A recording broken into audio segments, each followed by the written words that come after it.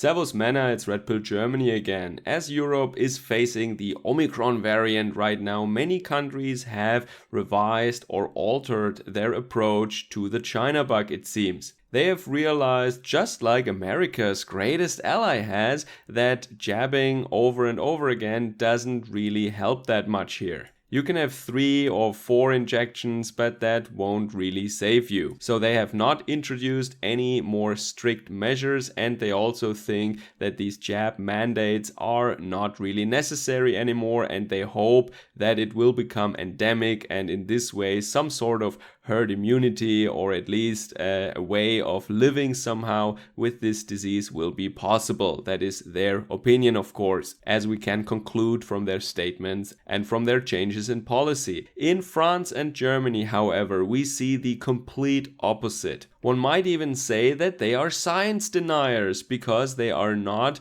really accepting the latest findings of our dear scientific community with respect to Omicron. It seems almost as if they are agents of the pharmaceutical industry, that their mission, their job is to make them sell as many of those vials with this pharmaceutical product as possible. Maybe they promised something like that to them, I don't know. But even though we have a lot of new information that makes it look like as if no matter what your original position was, or no matter what camp you're in light of this new information about Omicron, these jab mandates are really not sensible anymore. This is, at least, as I said, the conclusion that many countries around us draw. How does it look like in France, however, for example? I will talk a little more about Germany towards the end of the video, but now let's look at France, because this is, especially when it comes to the language that their president used, it is an escalation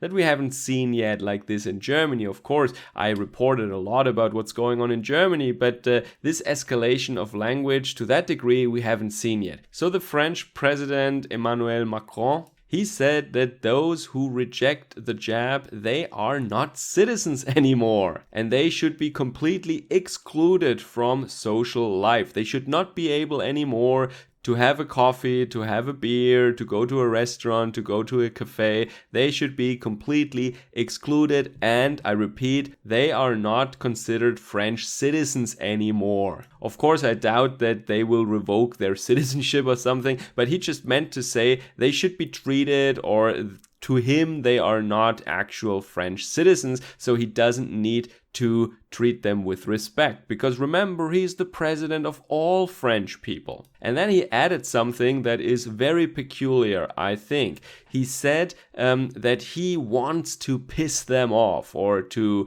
go on their nerves. This is how the phrase he used has been translated, and that is indeed the official translation. But there are other ways to say that in French, but the phrase, or the verb that he used, has a very, very disgusting literal meaning. He used the word emmerder. And as I said, the translation or the meaning is to go on someone's nerves, to piss them off. But what the literal meaning is, it means to cover someone in excrement, to cover his body in excrement, to smear him, to dip him into it, whatever, to make him covered in crap, basically. That is what he literally said. And if you only wanted to express that you want to step on someone's toes or go on someone's nerves, there are some other ways to say that in the French language. So this very vulgar choice of words, and also the statement that they're not citizens, it means that he lost any kind of respect, and he doesn't consider these people who reject the pharmaceutical industry and also the policies of the government, he doesn't see them as human beings anymore, quite literally, I think. The next step would only be to call them insects or vermin that need to be exterminated. But maybe that is what he will say next week, who knows? Of course, he has received some backlash from all other political parties in France, and also a majority of the French people are rejecting these words from their president. Even though a majority, 70%, over 70% of French people are jabbed. So maybe this shows to us that in an attempt to placate to this radical, very outspoken Twitter intelligentsia, he is losing a lot of the French people who have until now followed the government's suggestions and orders and are themselves jabbed. But they reject, for the most part, I think, if I read these numbers correctly, they reject these threats, this new verbal escalation from their president towards the unjabbed minority. In Germany, meanwhile, we see a very similar situation, just not with this extreme vulgar language. Our Chancellor Olaf Scholz is also completely ignoring new scientific findings, and he and his health minister Karl Lauterbach, they declared that forced jabs must be introduced before they become pointless. That means before Omicron becomes endemic anyway and we don't need them anymore, because that would be a pity. What about all the profits for the pharmaceutical industry then when we don't need it anymore? So they are currently working on a first version of a new law that will introduce a forced jab, and that would mean you have to do it, and if you don't do it, then you get fined. They say nobody should go to prison, but they will take away your property then. And also there is one of the rules that I want to share with you that we have in Germany that really shows quite nicely how insane our politicians are. They are saying that the booster shot is basically not an injection, it is a test. Yeah, because now if you're jabbed twice and you want to go to a restaurant, you still need a negative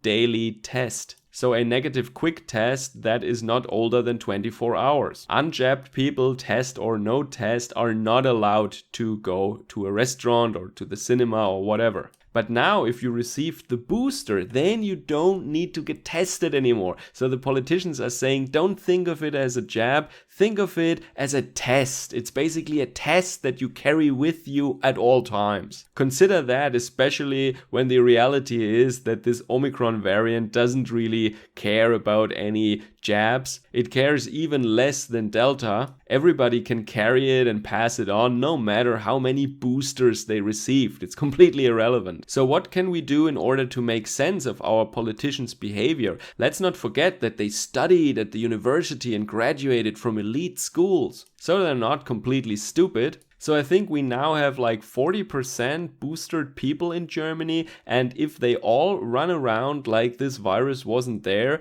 but they can still of course catch it and they can pass it on, what do you think happens? Yeah, they will of course spread it like crazy, and then the numbers will go up even more, and many of these boosted people are old or in some kind of risk group, and then they will end up in the hospital. But the politicians told them to just live their lives and go to the restaurant like there was nothing going on. Exactly those people who are the most vulnerable. And that will serve them then as an excuse, as a pretense to introduce these forced jabs. And this might all be necessary because the pharmaceutical industry was promised by them guaranteed profits. Normally on the free market, you must develop a product and market that product, and people must voluntarily want to buy this product, and you also need to compete against other companies who offer a similar product or service. So it is very tedious, and these pharmaceutical corporations, they just didn't want to put up with all that effort anymore, and they went to the politicians and said, hey,